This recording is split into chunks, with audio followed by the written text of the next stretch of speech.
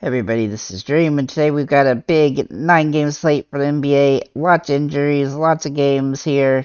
With that said, I really like DraftKings a lot better today than FanDuel. Everybody is overpriced on FanDuel. There's a lot of good value plays on DraftKings that don't exist on FanDuel because they're quite a bit more expensive over there. Obviously, some of these injury situations are going to make a difference.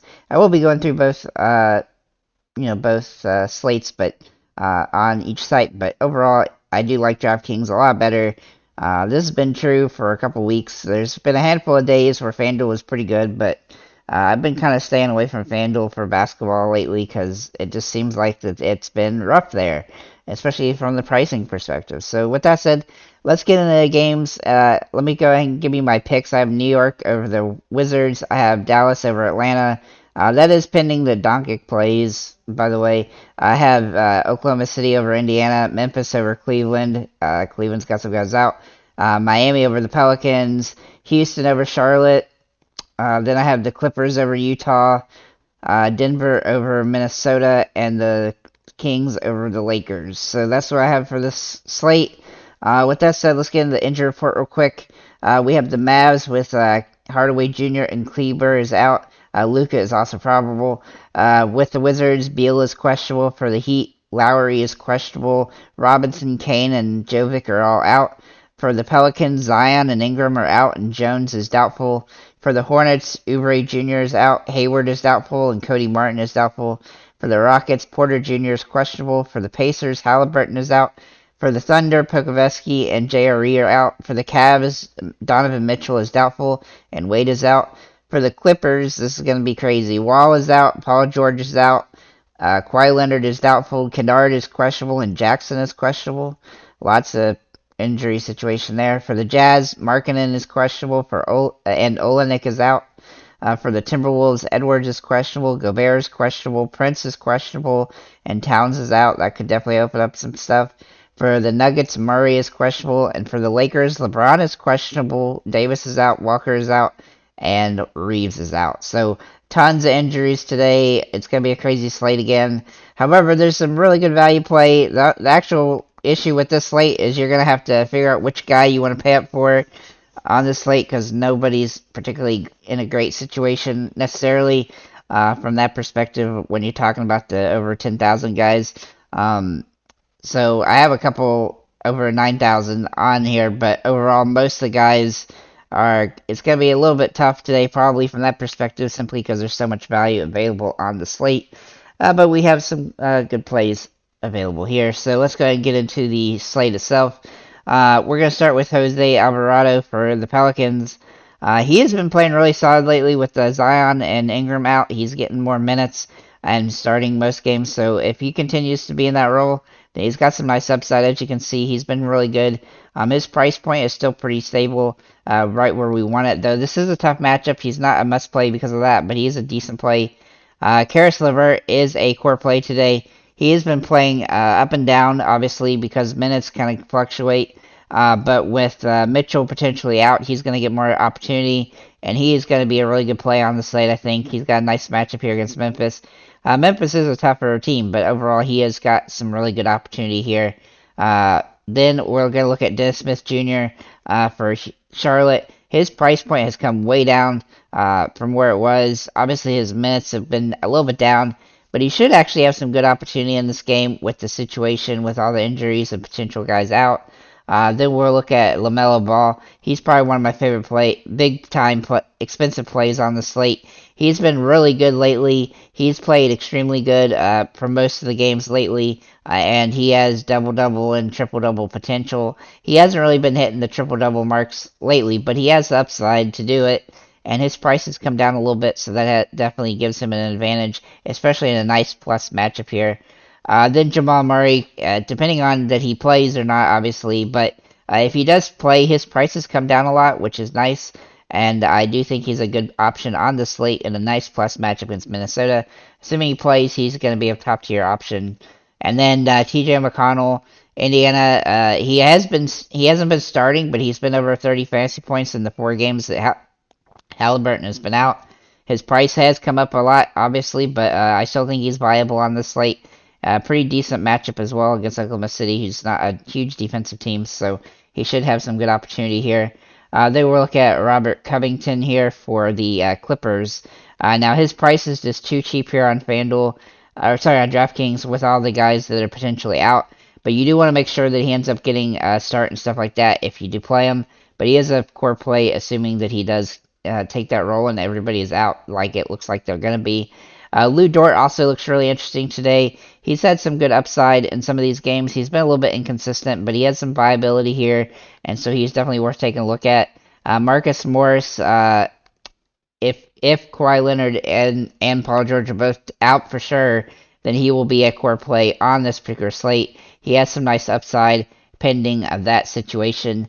Evan Mobley, also very interesting today. He's been playing pretty solid lately. He's got some upside with Mitchell out, which gives him a little bit more usage, and so I think he's viable on the slate and a good matchup.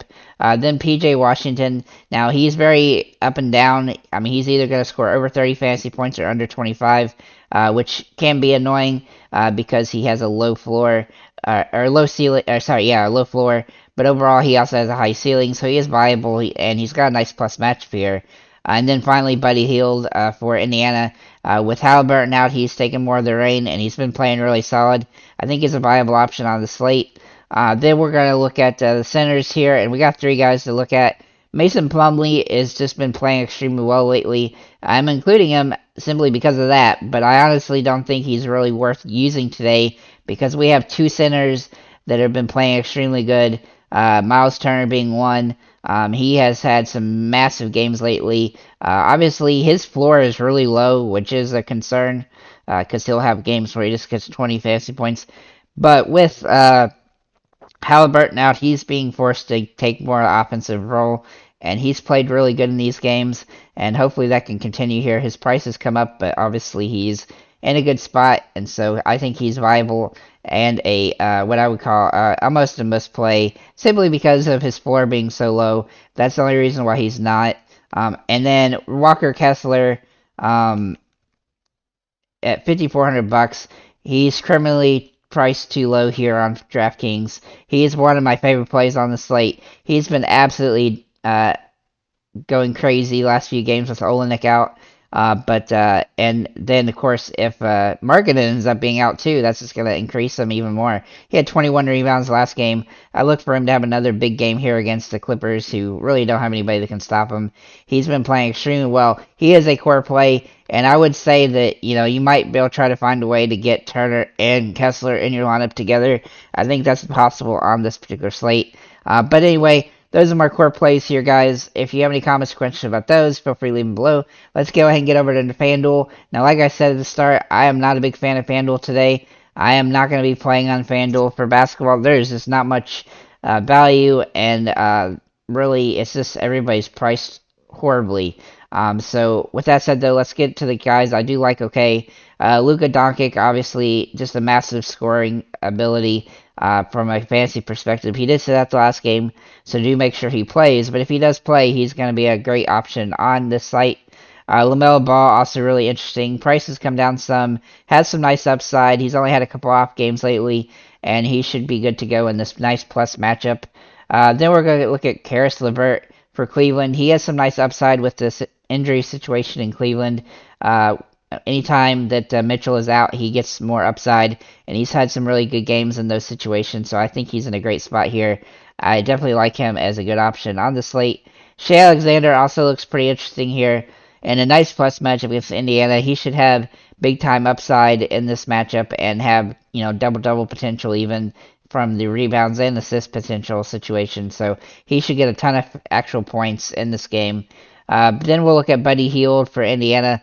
He has a nice upside with the Halliburton out. He's played really well, though he's not ideal because his price is high, but he is viable on this slate. Jalen McDaniels is also kind of interesting here. Now, he has been very inconsistent, so do keep that in mind, but he should be starting, and he has upside as a result in the plus matchup. Lou Dort also looks interesting today here on FanDuel. His price point is not super ideal, but he has some nice upside. He can get in the mid-30s on good days, and this is a plus matchup for his team.